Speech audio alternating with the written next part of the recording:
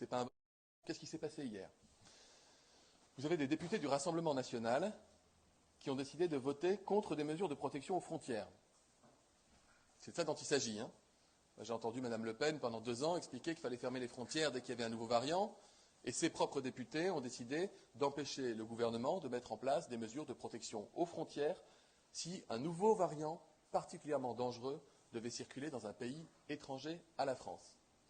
Vous avez en parallèle de ça des députés de la France insoumise qui ont décidé de joindre leur voix à celle du Rassemblement national dans le seul objectif de faire battre le gouvernement.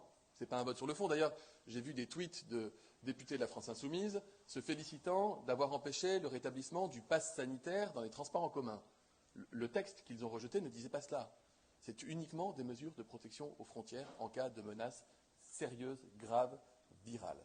Et les uns et les autres s'applaudissant debout dans un moment de fusion fraternelle, tout sous le regard goguenard des Florian Philippot et autres Francis Lalanne.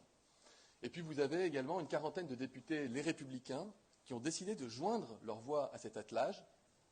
J'invite ces députés à retourner voir leurs électeurs pour leur expliquer que le choix qu'ils ont fait hier est un choix qui est en totale contradiction avec ce que porte leur parti depuis 2 ans, à savoir mettre en place des mesures solides de protection des Français aux frontières lorsque la menace virale est grave et sérieuse.